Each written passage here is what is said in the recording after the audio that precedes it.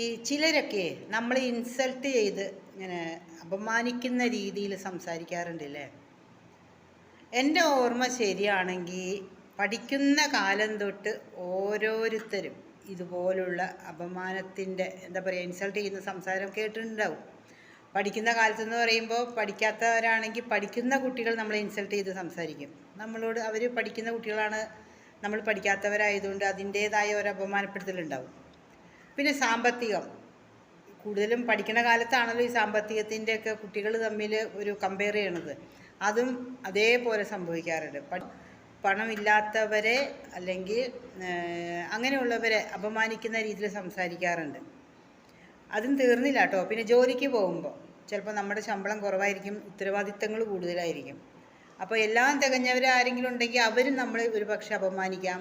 പിന്നെ ജോലി സ്ഥലത്ത് നമുക്ക് മുതിർന്നവർ പലതരത്തിലുള്ള അപമാനങ്ങളൊന്നും പറയാം, എന്ത് വേണമെങ്കിലും പറയാം നമുക്ക്. കാരണം നമ്മുടെ ജോലിയുടെ ഭാഗം കൊണ്ടാവാം, അല്ലെങ്കിൽ തെറ്റിദ്ധാരണ കൊണ്ടുവരാം. അങ്ങനെയൊക്കെ നമ്മൾ അപമാനപ്പെടുത്തിയിട്ടുണ്ട് എന്ന് വേണമെങ്കിൽ പറയാം. ഇൻസൾട്ട് ചെയ്യുന്ന രീതിയിൽ സംസാരിച്ചിട്ടുണ്ടെന്ന് പറയാം. പിന്നെ തീർന്നില്ല കേട്ടോ. പിന്നെ വിവാഹം കഴിഞ്ഞാൽ പിന്നെ ഭർത്താവിൻ്റെ വീട്ടിൽ നിന്ന് നമുക്ക് ഈ വക ഇതൊക്കെ നമ്മൾ ഫേസ് ചെയ്യേണ്ടി വരും.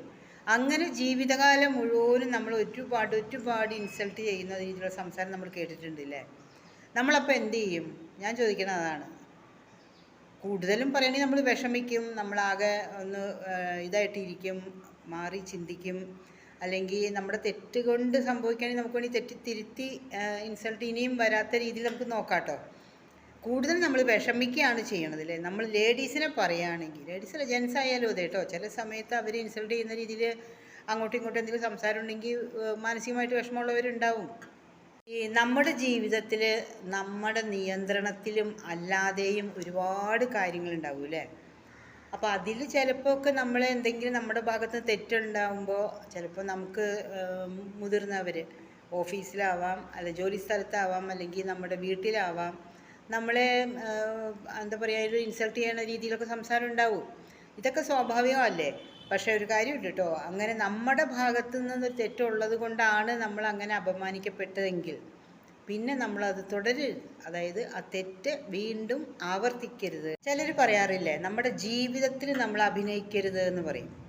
ചിലവർ ജീവിതത്തിൽ അഭിനയിച്ച് കാണിക്കുക എന്ന് പറഞ്ഞാൽ എന്താ പറയുക, അവരുടെ പലതരത്തിലുള്ള ഇതിനു വേണ്ടി, എന്തെങ്കിലും വരുമാന മാർഗത്തിന് വേണ്ടിയോ അല്ലെങ്കിൽ എന്തെങ്കിലും കിട്ടാൻ വേണ്ടി എന്നുള്ള രീതിയിൽ പലരും പലതരത്തിൽ അഭിനയിക്കാറുണ്ട്.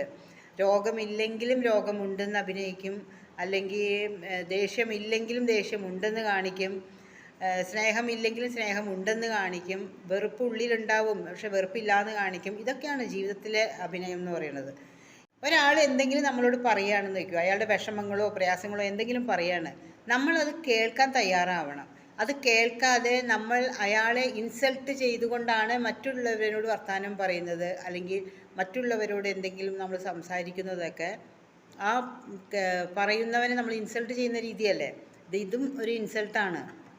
ഇപ്പം നമ്മൾ എന്തെങ്കിലും ഒരു വാട്സാപ്പ് ഗ്രൂപ്പിൽ തന്നെ ആയിക്കോട്ടെ, നമ്മൾ ചിലപ്പോൾ എന്തെങ്കിലും ചാറ്റ് ചെയ്യും ഫ്രണ്ട്സായിട്ടോ. ഒരു പക്ഷേ നമ്മൾ സംസാരിക്കുന്നത് അല്ലെങ്കിൽ നമ്മൾ പറയുന്നത് ചാറ്റ് ചെയ്യുന്നത് നമ്മുടെ വേറൊരു സുഹൃത്തായിട്ടായിരിക്കാം. പക്ഷെ അതിൻ്റെ നടുക്ക് വേറൊരാൾ കയറി വന്നിട്ട് നമ്മളെ ഇൻസൾട്ട് ചെയ്യുന്ന രീതിയിൽ എന്തെങ്കിലുമൊക്കെ സംസാരിക്കും, അതായത് ചാറ്റ് ചെയ്യും. അതൊരു ഇൻസൾട്ടല്ലേ. സത്യം പറഞ്ഞാൽ നമ്മൾ ആ മൂന്നാമനായിട്ട് ഒരു ഇതും ഉണ്ടാവില്ല. നമ്മൾ വേറൊരു സുഹൃത്തായിട്ടായിരിക്കും നമ്മൾ എന്തെങ്കിലും ചാറ്റ് ചെയ്യണത്. ഈ ഗ്രൂപ്പ് വാട്സപ്പ് ഗ്രൂപ്പൊക്കെ വരുമ്പോഴാട്ടോ ഇങ്ങനെ വന്നത്. അതും ഒരു അപമാനിക്കുന്നതിന് അല്ലെങ്കിൽ ഇൻസൾട്ട് ചെയ്യുന്നതിന് തുല്യമാണ്. ചിലരോട് നമ്മൾ നല്ല റെസ്പെക്റ്റ് കൊടുത്ത് സംസാരിക്കും. വളരെയധികം നമുക്ക് ഇഷ്ടപ്പെട്ട, മനസ്സുകൊണ്ട് നല്ലൊരു വ്യക്തിത്വമുള്ള ആളായിരിക്കാം.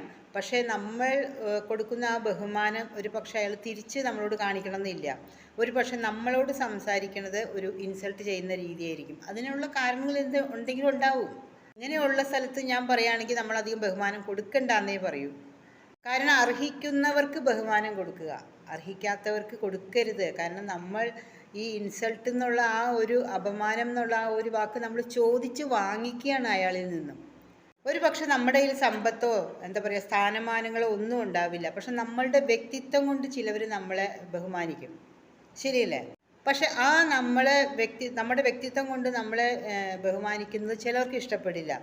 അപ്പോൾ ആ മൂന്നാമൻ അവൻ നമ്മളെ തരം കിട്ടിയാൽ, അവന് സന്ദർഭം കിട്ടിയാൽ നമ്മളെ ഇൻസൾട്ട് ചെയ്ത് സംസാരിക്കും. പക്ഷെ അയാൾ ചിന്തിക്കണില്ല, സമ്പത്ത് കൊണ്ടോ സ്ഥാനമാനങ്ങൾ കൊണ്ടോ ആരും ബഹുമാനം തരില്ല എന്ന ഒരു വാക്ക് അയാൾ ചിന്തിക്കില്ല, ഇല്ലേ?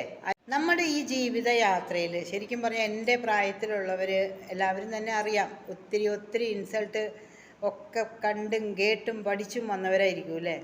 അതുകൊണ്ട് നമുക്കിപ്പോൾ അതൊന്നും പുത്തരി അല്ലായിരിക്കും. പക്ഷേ ഞാൻ പറയണത് എന്താ അറിയോ, നമ്മളെ ഇൻസൾട്ട് ചെയ്ത ആളെ ഒരിക്കലും മറക്കരുതെന്നേ പറയുള്ളൂ. സന്ദർഭം കിട്ടിയാൽ, വേറൊരു അവസരം കിട്ടിയാൽ തിരിച്ച് അയാൾക്കിട്ട് രണ്ട് കൊടുക്കണമെന്നേ ഞാൻ പറയൂ. എല്ലാവരും പറയൂ കേട്ടോ, നമ്മളെ ഇൻസൾട്ട് ചെയ്തിട്ടുണ്ടെങ്കിൽ അയാൾ പറഞ്ഞിട്ട് പോട്ടെ, നമുക്കെന്താ, നമ്മളത് കാണാനോ കേൾക്കാനോ പോകണ്ടെന്ന് പറയും. പക്ഷെ അങ്ങനെയാണോ വേണ്ടത്? നമ്മൾ അപമാനം കൊണ്ട് തല താഴ്ത്തി എത്രയോ നടന്നിട്ടുണ്ട്, അല്ലേ? ഓരോരുത്തരും നമ്മൾ ഇൻസൾട്ട് ചെയ്യുമ്പോൾ തിരിച്ച് നമുക്കൊരു സന്ദർഭം വരികയാണ്. ഒരു പക്ഷേ ആ വ്യക്തി, നമ്മൾ ഇൻസൾട്ട് ചെയ്ത വ്യക്തിക്ക് ഒരു അപമാനം കൊണ്ട് തല താഴ്ത്തേണ്ട ഒരു സന്ദർഭം വരുമ്പോഴോ, നമ്മളപ്പോൾ ആ സമയത്ത് എന്ത് ചെയ്യണം? തിരിച്ച് നമ്മൾ ഇൻസൾട്ട് ചെയ്യണോ? വേണ്ട, വിട്ടേക്കാം, പാവം, തിരിച്ച് കിട്ടിയില്ലോ. നമ്മുടെ നോട്ടം കൊണ്ട് അയാൾ മനസ്സിലാക്കണം, എനിക്കും കിട്ടി, നിനക്ക് അന്ന് ഞാൻ തന്നത് എനിക്ക് തിരിച്ച് കിട്ടിയെന്ന് അയാൾ മനസ്സിലാക്കണം. ആ രീതിയിലുള്ള നോട്ടം വേണമെങ്കിൽ നമുക്ക് ചെയ്യാം. പക്ഷെ നമ്മൾ വായ കൊണ്ടൊന്നും പറയണ്ട. കാരണം മനുഷ്യരല്ലേ, നമുക്ക് എപ്പോൾ ആര് എന്ത് സഹായം വേണ്ടി വരും നമുക്കറിയില്ല. അത് കാരണം നമ്മുടെ വായിൽ നിന്നും വീഴുന്ന വാക്കുകൾ നമ്മളൊന്ന് സൂക്ഷിച്ച് കൈകാര്യം ചെയ്യുകയാണെങ്കിൽ, ഒരു പക്ഷേ നമ്മൾ കാരണം ഒരാൾ അപമാനം കൊണ്ട് തല താഴ്ത്തി നടക്കുന്നത് കാണാം, അല്ലെങ്കിൽ നമ്മൾ കാരണം ഒരാൾ വിഷമത്തോടെ ദുഃഖിച്ച് നടക്കുന്നത് കാണാം. ജീവിതത്തിലും ഒരു പക്ഷേ അങ്ങനെ പല നഷ്ടങ്ങളും അയാൾക്ക് സംഭവിച്ചിട്ടുണ്ടാകും നമ്മളുടെ ഈ ഇൻസൾട്ട് ചെയ്യുന്ന സംസാരം കൊണ്ടിട്ടോ. അപ്പോൾ നമുക്ക് അതേ ഒരു സന്ദർഭത്തിൽ നമുക്കൊരു പക്ഷെ കിട്ടുകയാണെങ്കിൽ അന്ന് നമ്മൾ മനസ്സിലാക്കും അയാളുടെ വേദന എന്താണെന്ന്. നമ്മൾ വേദനിക്കുമ്പോഴേ നമുക്ക് മനസ്സിലാവും മറ്റുള്ളവരും ഇതുപോലെ വേദനിക്കുന്നുണ്ട് എന്ന്. അത് എല്ലാവർക്കും ഒന്നും മനസ്സിലാവില്ല, വേദനിച്ചവർക്കേ അതറിയൂ.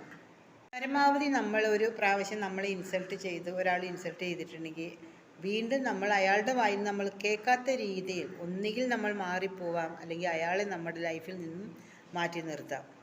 ഇതൊക്കെയല്ലേ ഉള്ളൂ നമുക്ക് ചെയ്യാൻ സാധിക്കുന്നത്. നമ്മൾ മനുഷ്യരല്ലേ, നമുക്ക് ഇന്നും നാളെയും ജീവിച്ചാൽ പോരല്ലോ, ഇനി ജീവിക്കാനുള്ളതല്ലേ.